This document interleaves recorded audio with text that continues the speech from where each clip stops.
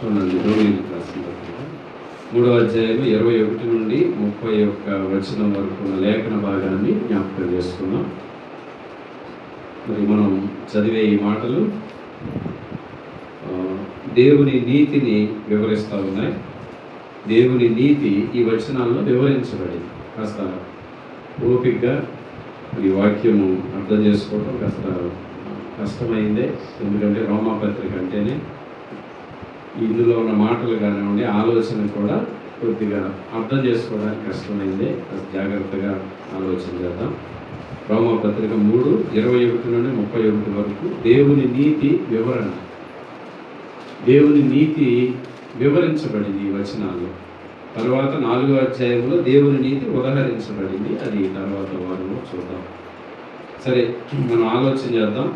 మరి గత వారాల్లో కూడా మనం చూసాం, ఏమని? నీతిమంతుడు లేడు, ఒక్కడును లేడనే విషయాన్ని మనం చూసాం.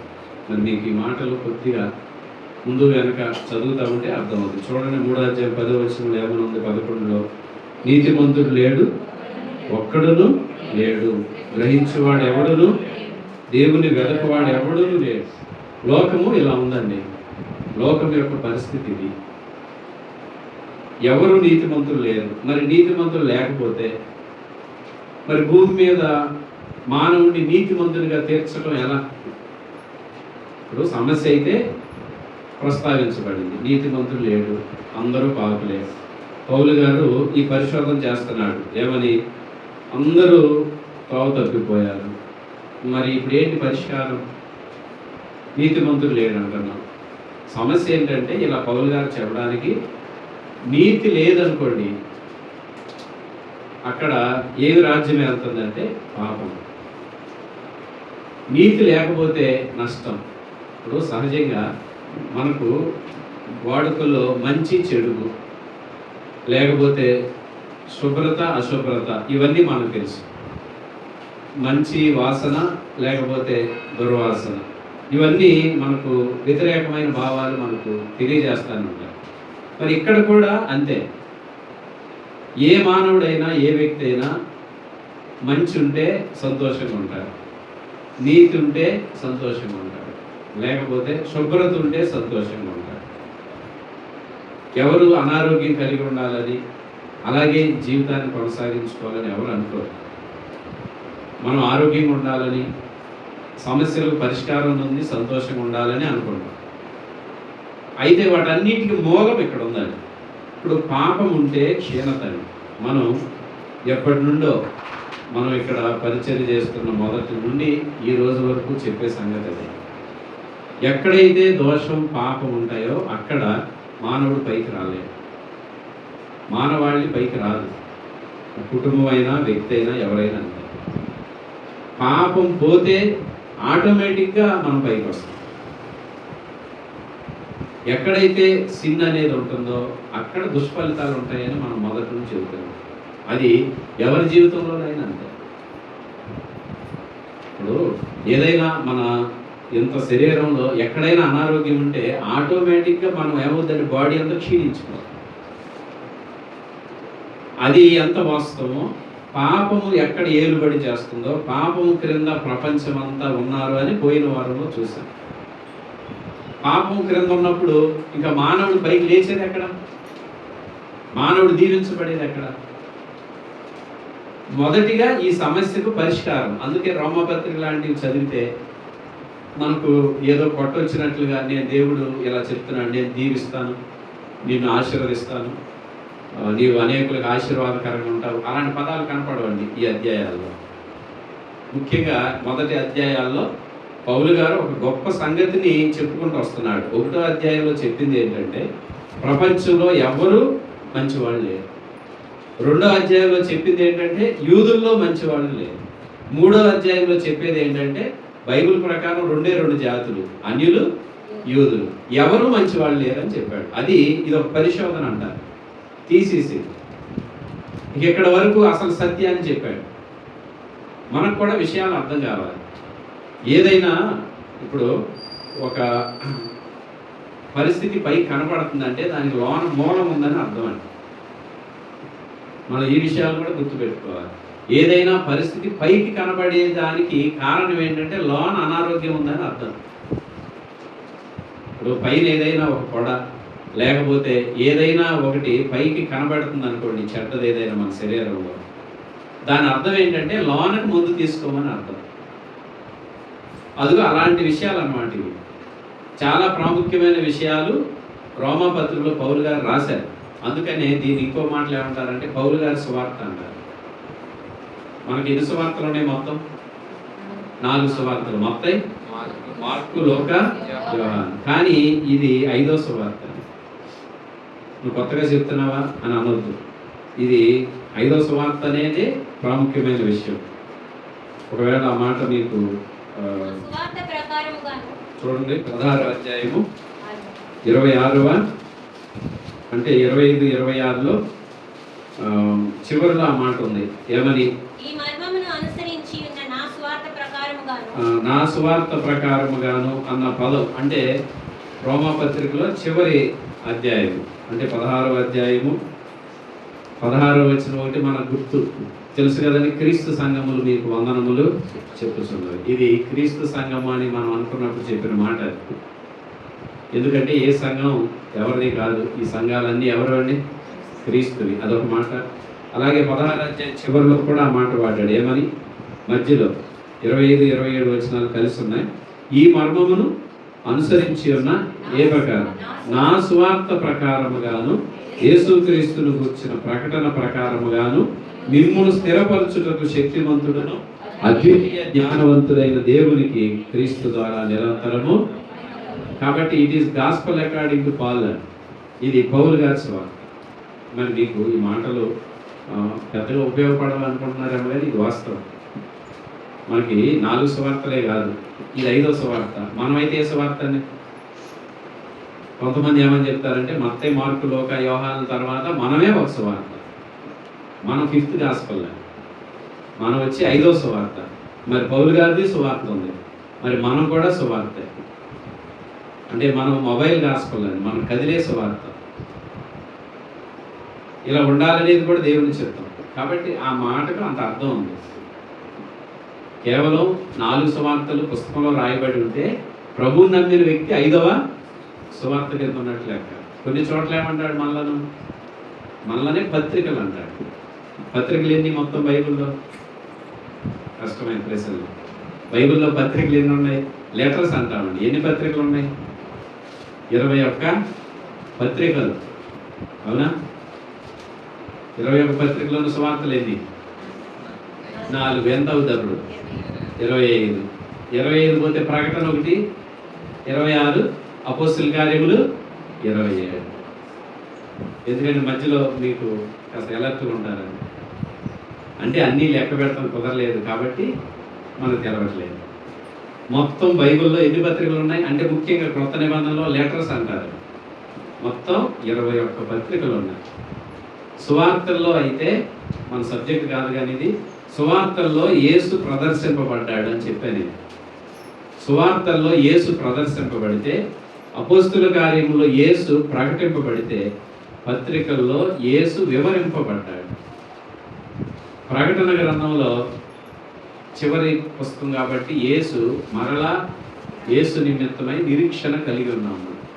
వాస్తవానికి 4 భాగాలు ముఖ్యం. సరే, మీకు అది అర్థం కాకపోయినా ఈ మాటను గుర్తుపెట్టుకోండి. క్రొత్త నిబంధన అంతా కలిపి ఇలా 3 ముక్కల్లో చెప్పుకోవచ్చు. ఏంటది? సువార్తల్లో యేసు ఏం చేయబడ్డాడు? ప్రదర్శింపబడ్డాడు. యేసు ఏమయ్యాడండి? మన కనుల ఎదుట ప్రదర్శింపబడ్డాడు. మరి అపోస్తుల కార్యముల్లో యేసు ప్రభు భూదిగంతాల వరకు ప్రకటింపబడ్డాడు. మరి పత్రికల్లో యేసు ప్రభు వివరింపబడ్డాడు. ఈ 3 మాటలు గుర్తుపెట్టుకోలేదా? సువార్తల్లో యేసు ప్రదర్శింపబడ్డాడు. ప్రదర్శించడం అంటే ఆయన భూలోకానికి వచ్చి నన్ను చూడండి అన్నాడు. డెమాన్స్ట్రేషన్ అంటారు. యేసు ప్రదర్శింపబడ్డాడు. ఆయన పుట్టుక, జీవితం, పరిచర్య, మరణం, పునరుద్ధానం అన్నీ ఎందులో ఉంటాయి? సువార్తల్లో ఉంటాయి. మరి అపోస్తలుల కార్యములో ఏం చేయబడ్డాడు? ఆయనని ప్రకటించారు. ఎక్కడెక్కడ? యెరూషలేము, యోదయ, సమరయ, భూదిగంతాల. ఇక మరి పత్రికలు ఎందుకు అనుకున్నారు? ఈ 2 భాగాల్లో లేనివి పత్రికల్లో ఏం చేయబడ్డాడు? యేసు ప్రభు వివరించబడ్డాడు. ఇక పత్రికలు కనుక మనకు లేకపోతే దాదాపుగా యేసు ప్రభు గురించి మనకు తెలిసింది కొద్ది భాగమే అయిపోయేది. అందుకని ఈ పత్రికల్లో ఆయన గురించిన వివరణ ఉంది. మీకు నాకు అలాంటి ఆకలి కూడా పుట్టాలి. అయ్యా నువ్వు వివరించబడ్డావు కాబట్టి ఆ వివరణ ఏంటో నేను తెలుసుకోవాలనే ఆకలి ఉండాలి. నేను చెప్తున్నానండి, ఇది ఒక రోజులో జరిగేది కాదు. ఇక్కడ కూర్చున్న యవనస్తులు ముఖ్యంగా మీకు ఏ ఆకలి ఉందో కానీ ఈ ఆకలి ఉంటే మంచిది. మనకు వాక్యం నిమిత్తం, యేసు ప్రభు నిమిత్తం కోరిక, ఆశ, ఆలోచన లేని వారు దీవించబడటం అనేది ఇంపాసిబుల్, అని జరగదు. ఎందుకంటే ఎక్కడో చోట సిస్టంలో స్టక్ అయిపోతాడు ఆ మనిషి, ఎవరైనా కావచ్చు. ఎందుకంటే ఎక్కడికో పోయినా చివరికి ఈయన ఎదురవుతాడు, అక్కడ దొరికిపోతాడు. ఇప్పుడు మన కుటుంబాల్లో ఉన్న ఒక ప్రధానమైన సమస్యలో కూడా ఇది ఒక సమస్య. అంటే బైబిల్ చదవకపోవడం, దేవుని వాక్యం అంటే ఏంటో తెలుసుకోకపోవడం కూడా ఒక పెద్ద సమస్య. ఒక 20-30 సంవత్సరాలు జీవించిన తర్వాత అయినా మళ్ళీ తిరిగి రావాల్సింది ఇక్కడికి. 20, 25, 30, 40, 50 సంవత్సరాలు అయిపోయిన తర్వాత కూడా ఏంటయ్యా నాకు అసలైంది ఏదో తృప్తి లేదు జీవితంలో, ఏంటో కొరతగా ఉంది, కొద్దుగా ఉంది అని అంటే అప్పుడు ఇక్కడ సమాధానం దొరుకుతుంది. అది మాత్రం వాస్తవం, గ్యారంటీగా రాసిచ్చేది. కారణం ఏంటంటే మానవుడు స్వతహాగా చేయబడిందే దేవుని చేత.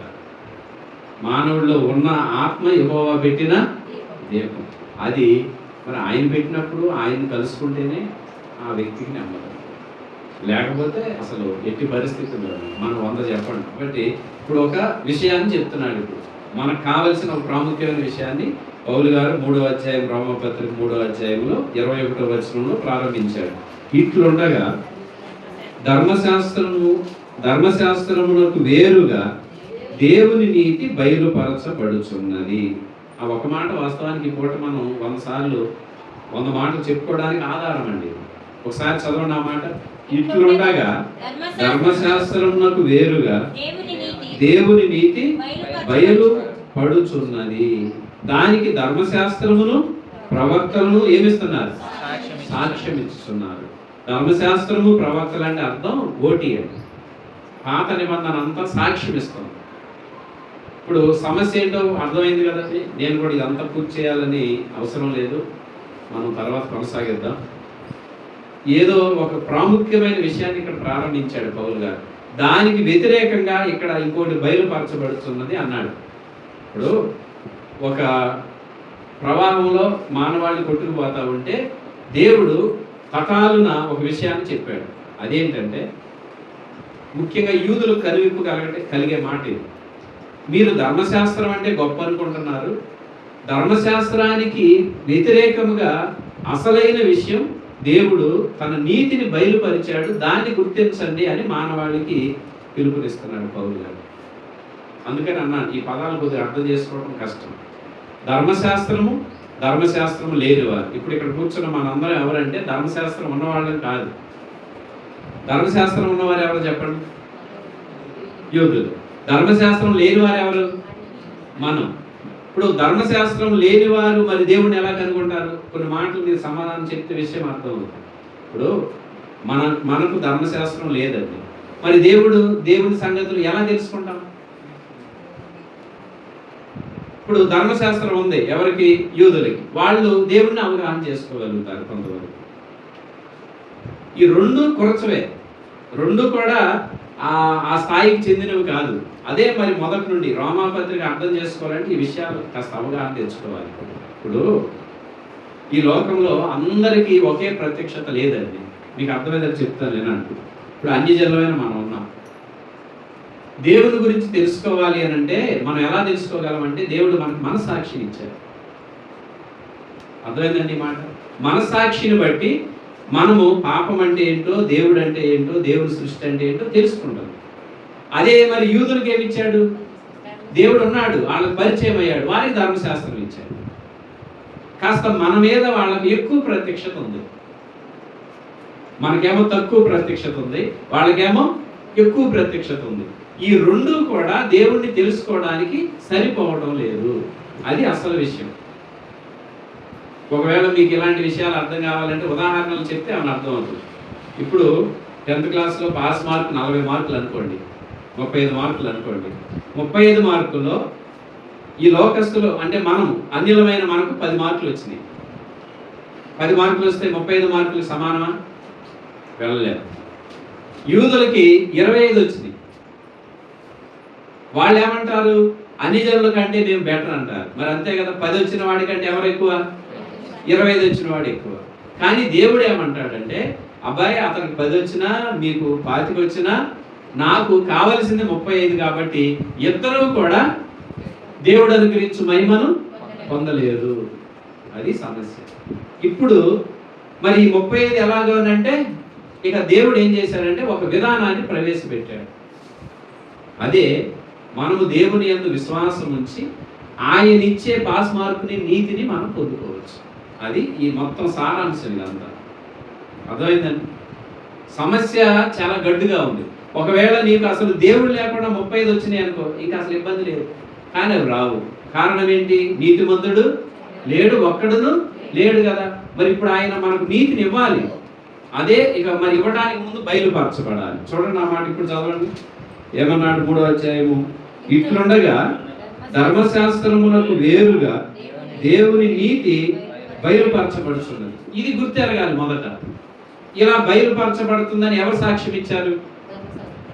ధర్మశాస్త్రము, ప్రవక్తలు. ఒక మాట వినండి, సాక్ష్యం ఇచ్చింది ఎవరు అని అంటే పాత నిబంధన. బైబిల్లో ధర్మశాస్త్రము, ప్రవక్తలు అని అంటే మొత్తం 39 పుస్తకాలని అర్థం.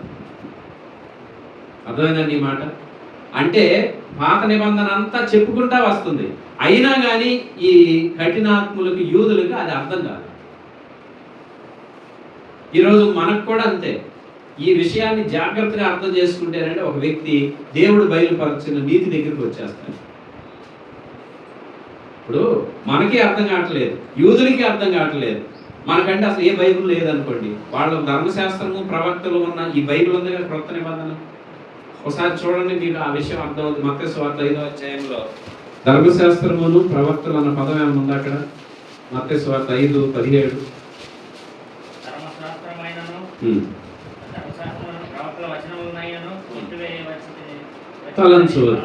ఆ మాటలు అర్థం ఏమనుకున్నారు? యూదులతో మాట్లాడేటప్పుడు, అయ్యా నేను ధర్మశాస్త్రమునైనను ప్రవక్తల వచనములనైనను, అంటే మనకు ఇవాళ పాత నిబంధన 5 భాగాలు 4 భాగాలు అనుకుంటున్నాం. కానీ యేసు ప్రభు ప్రకారం పాత నిబంధన ఎన్ని భాగాలు?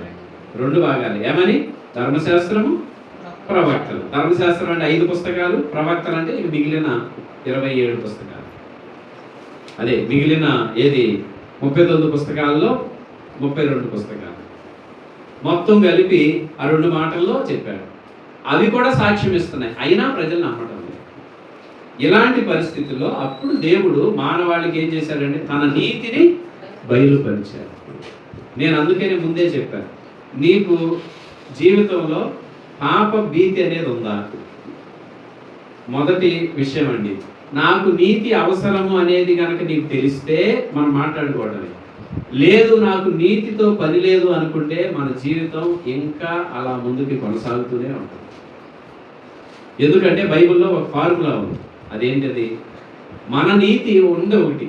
మన నీతి ఎలాంటిదంటే మురికి గుడ్డలతో సమానం. యెషయా గ్రంథం 66వ అధ్యాయము 64వ అధ్యాయము 6వ వచనంలో ఆ మాట ఉంది. మీ అందరికీ చాలాసార్లు అది చదివి వినిపించాం. ఒకసారి లేకపోతే చదవండి.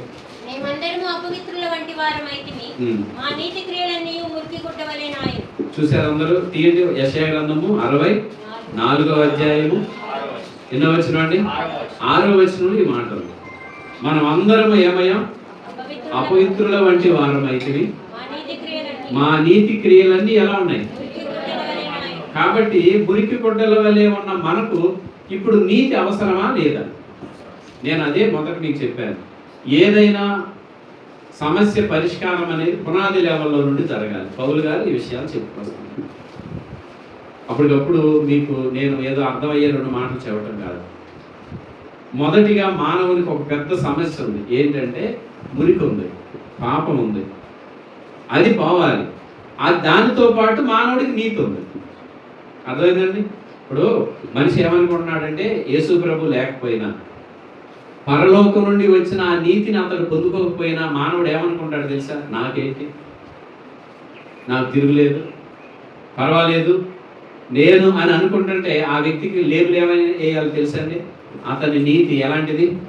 మురికి గుడ్డతో సమానం, అంతే. ఇప్పుడు నీకు మురికి గుడ్డ నీ మీద ఉండగా ఇంకా సువాసన పైకి ఎలా వస్తుంది? అందుకనే పరలోకం నుండి ఏ బయలుపరచబడింది? నీతి బయలుపరచబడింది. అది అక్కడ ఉంది, అది అక్కడ ఉన్నాడు యేసు ప్రభు. నువ్వు వెళ్ళి ఈ నీతిని తొలగించుకుని ఆ నీతిని పైబట్టగా వేసుకోవాలి. అది సంగతి. అది కనుక జరిగిందనుకో ఆటోమేటిక్గా నీలో కార్యాలు జరగటం మొదలవుతాయి.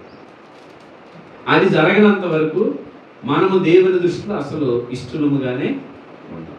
ఈ పరిష్కారం అర్థమైందని మనము యేసు ప్రభు ఇచ్చే నీతిని కనుక తీసుకుంటే నీతి మంతులకు వచ్చే ఆశీర్వాదాలు చాలా ఉన్నాయి బైబిల్లో.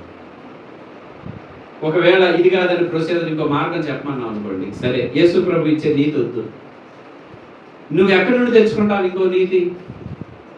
నీకు ఆల్రెడీ ఏముంది? నీ మీద మురికి బట్టలు ఉంది.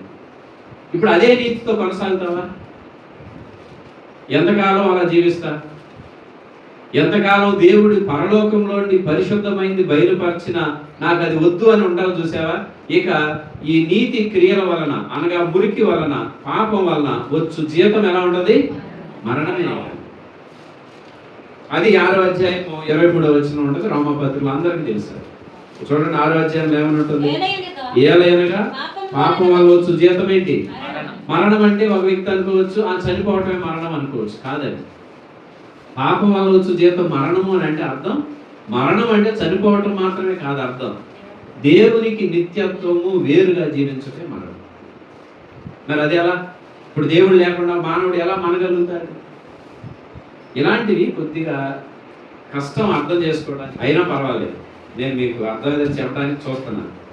ఇప్పుడు తల్లిదండ్రులు లేకుండా, చెప్పండి నా మాట అర్థమవుతుందని, తల్లిదండ్రులు లేకుండా పిల్లలు బాగుపడే పరిస్థితి ఎక్కడైనా ఉంటుందా?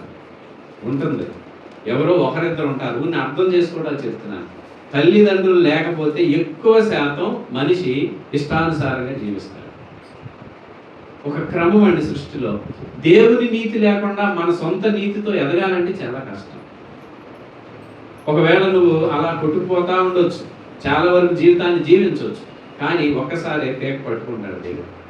అబ్బాయి, నేను పరలోకం నుండి నా నీతిని సువార్త ద్వారా బయలుపరిచాను కదా, నువ్వు అది ఎందుకు నమ్మలేదు అంటాడు. ఇంకా బాగా మనం వివరించుకోవాలంటే భూమి మీద ఉన్న మన కోసం పరలోకంలో నుండి శ్రేష్టమైన ఇవి బయలుపరచడం మంచిదంటారా కాదా? ఇప్పుడు భూమి మీద మనం ఉన్నామండి, భూమి మీద ఎలా ఉంటున్నాం మనకు తెలుసు. ఒక మురికితో ఉన్నాం, ఒక పాపంతో ఉన్నాం. దీనంతా ఏది నాశనం చేయడానికి, తీసివేయడానికి పరలోకం నుండి ఒక శ్రేష్టమైన ఈవిని ఇస్తానని దేవుడు చెప్తుంటే నాకు వద్దంటే ఎట్లా? అదే ఆ మాట, నా సొంత మాట. అంటే 3:21 ఏమన్నాడు? ఇట్లుండగా ధర్మశాస్త్రమునకు వేరుగా ఏమైంది? దేవుని నీతి. చూడండి మళ్ళా ఇక్కడికి రండి, 17వ వచనం, 1వ అధ్యాయం 17వ వచనం అంటాడు రోమాపత్రిక. నీతిమంతుడు విశ్వాసం మూలంగా జీవించునని వ్రాయబడిన ప్రకారము విశ్వాసం అంతకంతకు విశ్వాసం కలుగునట్లు దేవుని నీతి దాని యందు బయలుపరచబడింది. దేవుని నీతి ఇంకా దేని యందు బయలుపరచబడింది? సువార్త యందు బయలుపరచబడింది. చూసారా? ఒకవేళ దేవుడిచ్చే నీతి నాకు వద్దు అని నువ్వు అనుకున్నావంటే అదే పరలోకంలో నుండి ఏం బయలుపరచబడుతుంది? పక్కనే ఉంది 18వ వచనం. ఏమనుందండి? దుర్నీతి మీదను దేవుని కోపము పరలోకము నుండి బయలు. 2 విషయాలు బాగా గుర్తుపెట్టుకోండి. నీవు నమ్మితే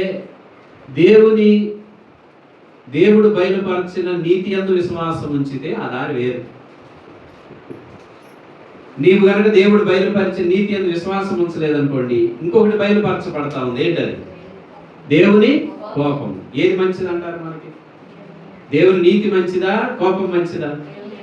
కానీ మన జీవితాల్లో ఎక్కువ కోపమునే మనం సమకూర్చుకుంటున్నాం. ఉగ్రతను అంతకంతకు మానవుడు ఏం చేస్తున్నాడు? సమకూర్చుకుంటున్నాడని ఇక్కడే రాయబడ్డాం. అందుకే ఒక ఆలోచన చేసుకున్నాం. మనం పరలోకం నుండి బయలుపరచబడిన శ్రేష్టమైన విషయము నీతి, దాని యందు నమ్మకం ఉంచుదాం. అది పొందుకోవాలంటే ఏకైక మార్గం ఏంటంటే నమ్మికండి. చూడండి రోమాపత్రిక 3వ అధ్యాయంలో రండి. ఇప్పుడు చూడండి 22వ వచనం ఎలా ఉంది. అది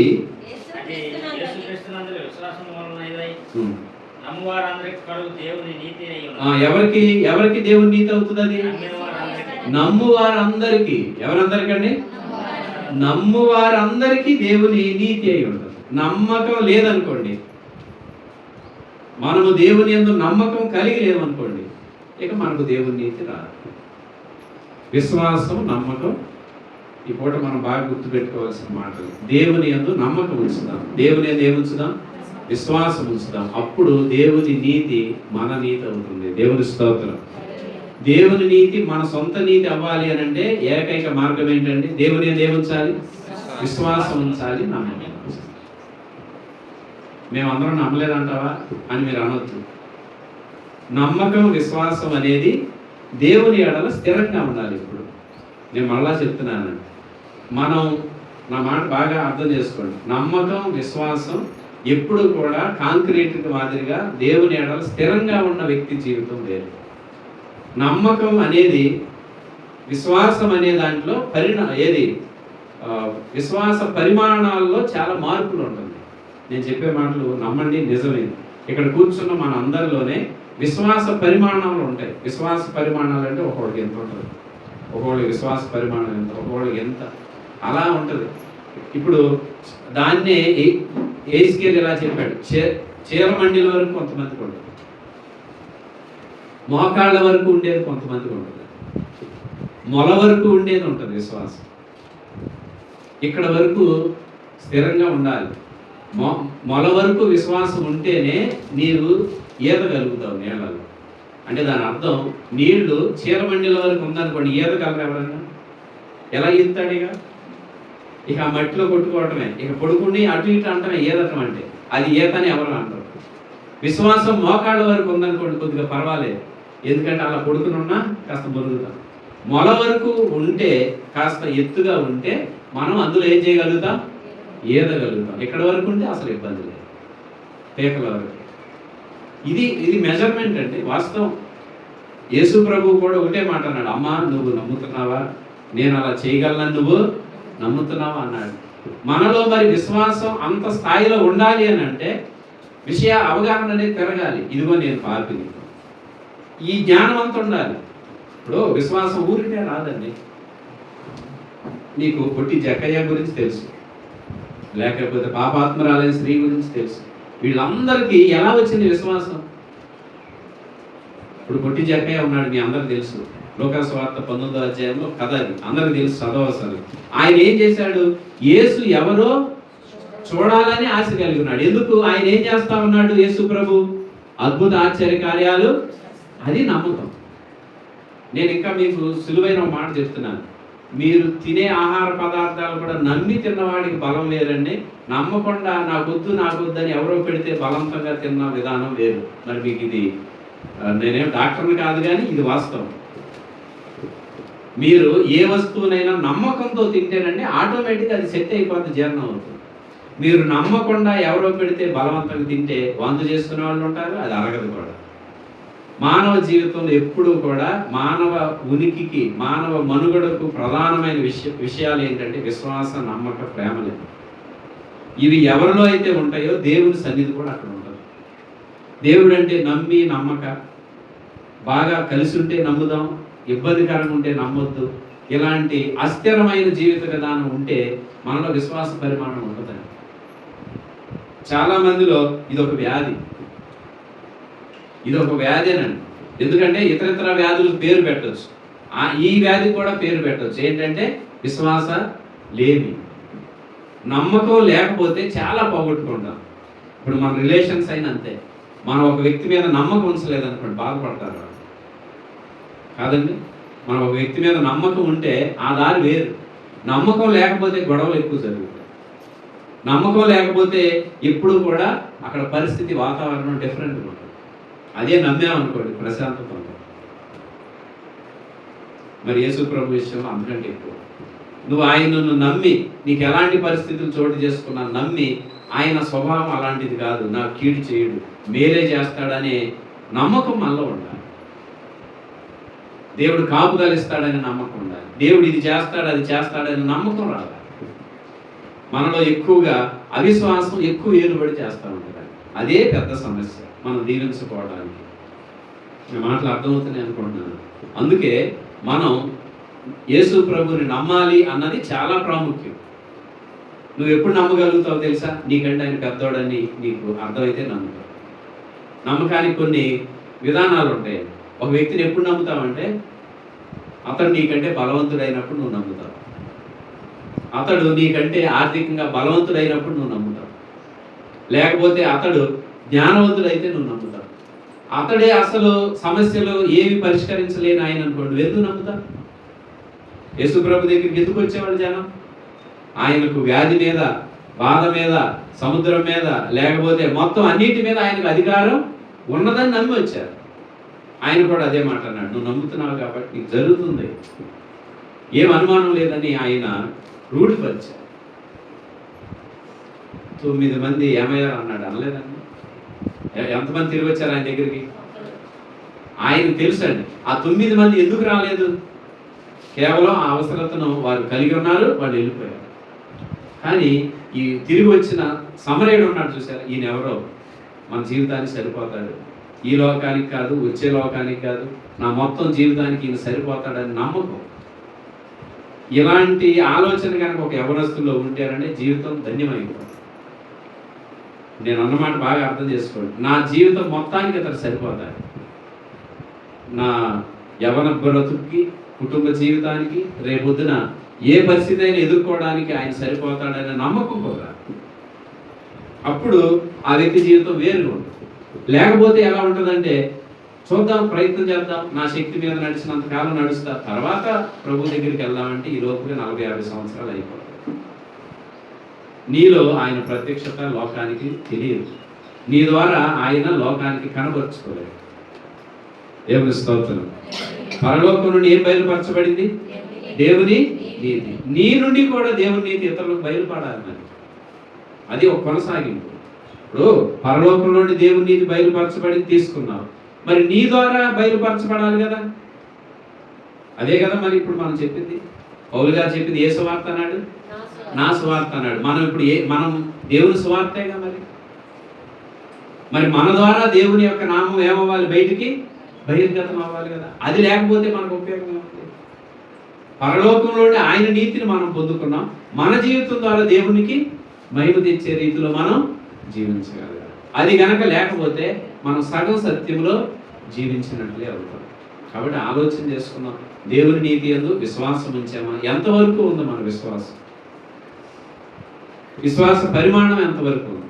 అది మనకు ఉపయోగపడేదిగా ఉందా, లేకపోతే దానివల్ల మనం నష్టాన్ని తెచ్చుకునే వారంగా ఉంటున్నామని ఆలోచన ఎప్పుడూ ఉండాలి. ఎప్పుడైనా అంతే కదండి. ఏమైనా కావాల్సింది మనం తినగలిగేటట్లు ఉండాలిగా. మనకు కొరగానిది లేకపోతే ఉపయోగం లేని మనం ఎంతకాలం మన దగ్గర పెట్టుకుంటాం? అలా దేవుని నీతి యందు ప్రాథమికంగా విశ్వాసం ఉంచాలి. చూడండి, ఆ మాట 3వ అధ్యాయంలో ఆ మాట ఏమన్నాడు? 23వ వచనం, ఏ భేదము లేదు, అందరూ పాపము చేసి దేవుడు అనుగ్రహించు మహిమను పొందలేకపోతున్నారు. కాబట్టి నమ్మువారు ఆయన కృప చేతనే క్రీస్తు యేసునందలి విమోచనము ద్వారా ఉచితముగా నీతిమంతులని.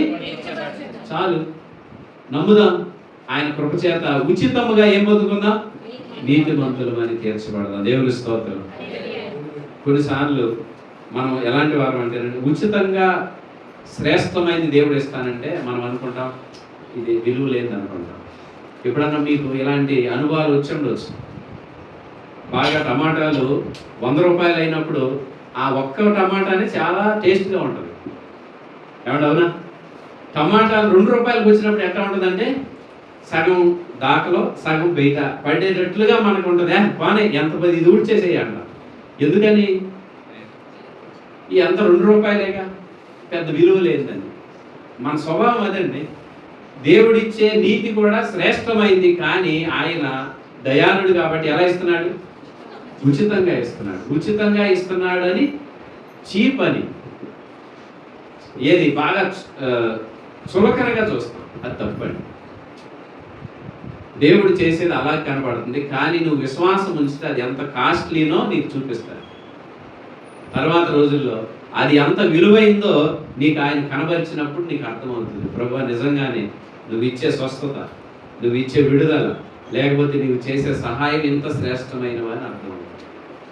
మొదట్లో మనం వినం, కఠినపరుచుకుంటాం, హృదయాలు కఠినపరుచుకుంటాం, మెడనొంచనోళ్ళని పరిస్థితి, ఇదేం నీతి అనుకుంటాం.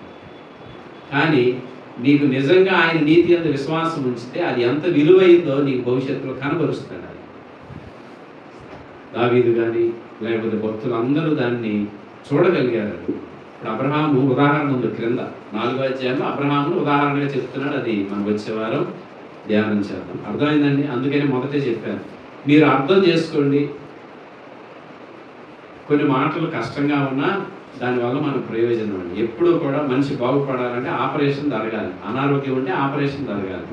అనారోగ్యం ఉన్నా కానీ చాలా చక్కగా నువ్వు జీవించిన ఆయన, నీకు ఏ హాని లేదు, ఏ నొప్పి లేదు, ఇలాగే జీవించని దీవిస్తే ఎంతకాలం బతుకుతాడు? అనారోగ్యం ఉంటే ఏం చేయాలండి? ఆపరేషన్ చేయాలి. నీతి లేదు కాబట్టి నీతి అవసరత చెప్తున్నాడు. కొద్దిగా నొప్పి కలిగినా మనకు రోమాపత్రిక చాలా మేలు చేసి పెడతాం. మీరు ఇదంతా మొదటి నుండి బాగా ఆలోచన చేయండి. మన ఆశీర్వాదానికి ఏదో మూలం అవసరం. మన ఆశీర్వాదానికి మూలం దేవుని నీతి. అది ఉచితంగా వస్తుందని చులకనొద్దు. దాని యందు విశ్వాసం ఉంచి జీవించేవారు తప్పనిసరిగా దాని విలువను భవిష్యత్తులో చూడగలుగుతారు, అనుభవించగలుగుతారు. ఇది మాత్రం వాస్తవం. అలా కాకుండా ఉచితంగా వస్తుంది, ఇది చాలా చులకనగా ఉంది అని దేవుని నీతిని పక్కన పెట్టి అదే మురికి నీతితో ముందుకు కొనసాగితే జీవితంలో తప్పనిసరిగా మనం పర్యవసానాలు ఎదుర్కోవాల్సి వస్తుంది. కాబట్టి జాగ్రత్త. ఇప్పుడు అంతా సవ్యంగా జరిగిపోతుంది, నా మురికి గుడ్డ మీదే, మురికి బట్టల మీదే నా నడక సాగిపోతుంది అనుకుని ఎవరైనా అనుకుంటే భవిష్యత్తులో ఎలాంటి పరిస్థితులు ఎదుర్కోవాలో మనకు బైబిలే చెప్తుంది. అందుకని అది మంచిది కాదు. దేవుని నీతి పరలోకం నుండి బయలుపరచబడి, దేవుని స్తోత్రం, బయలుపరచబడి నీతిని త్వరగా వెళ్ళి గట్టిగా పట్టుకోవాలి. నీ నీతిని తొలగించుకుని, మురికి గుడ్డల లాంటి మన నీతిని తొలగించుకుని ఆయన నీతిని మీద వేసుకో. నీకు ఎంత మేలు కలుగుతుందో. ఎందుకంటే ఇది భూలోకం ఇచ్చేది కాదు, ఇది పరలోకం ఇచ్చేది. పరలోకం నుండి కుమ్మరింపబడి ఆ ఉగ్రత నుండి తప్పించేది కూడా ఈ నీతి. మరి ఈ నీతి మనకైతే ఉచితం, కానీ ఈ నీతిని ఉచితంగా ఇవ్వడానికి కష్టపడిన ఆయన ప్రభువు. ఆయన ఏం చేశాడు అని అంటే 26వ వచనంలో ఉంటుంది, ఆయన రక్తమును మన కొరకు చిందించాడు. మనకు ఉచితంగా ఇస్తున్నాడు, కానీ ఆయన చనిపోవాల్సి వచ్చింది ఆ నీతి ఇవ్వడానికి. మరి ఎంత గొప్ప సంగతి అది. మరి ఉచితమా? నిజంగా మనకు ఉచితమే, కానీ ఆయన అయితే తన ప్రాణమునే దాని కొరకు పెట్టాల్సి వచ్చింది. కాబట్టి అవగాహన చేసుకున్నామండి, దేవుని నీతి చాలా గొప్పది, ప్రాణంతో సమానం. అది నువ్వు గనక దేవుని నీతిని మీదేసుకుంటే, నువ్వు గనక ఆ పైబట్టను నువ్వు ధరిస్తే, దేవుని నీతిని గనక నువ్వు తీసుకుని నీవు, నీ కుటుంబం, నేను, నా కుటుంబం తీసుకుని నడిస్తే మన ఆయన నీతి పిల్ల తరముల వరకు వ్యాప్తి చెందుతుంది. అది వదిలిపెట్టదు మనం. లేదు ఆయన నీతి నాకు వద్దు అనుకుంటే ఆ శాపం కూడా మన పిల్ల తరమున మనల్ని వెంబడిస్తానే ఉంటుంది. జాగ్రత్త చేసుకున్నామండి కొన్ని. అందుకని ఒక ఆయన అన్నాడు, పరలోకము సీరియస్గా తీసుకున్న విషయాలు భూలోకంలో సిల్లీగా తీసుకుంటున్నారు. పరలోకం నుండి నీతి వచ్చింది, అది చాలా విలువైంది. భూమి మీద ఉన్న మనం అలాంటి వాటిని చాలా సులకనగా, సిల్లీగా మనం కనుక వాటి పట్ల వ్యవహరిస్తే చాలా దెబ్బతింటాం. చాలా విలువతో కూడింది. ఎందుకంటే దాని నిమిత్తము ఆయన తన అమూల్యమైన రక్తమునే చిందించాడు. విలువ మనం అర్థమయ్యేదాన్ని బట్టి విలువ కడతామండి దేవునికి. నీకు సరిగా అర్థం కాకపోతే యేసు ప్రభు చాలా చులకనగా కనపడుతున్నాడు అని అర్థం. ఆయన చులకనగా కనపడ్డాడంటే ఇక నీ జీవితం ఇక ముగింపుకు వచ్చినట్టే అర్థం.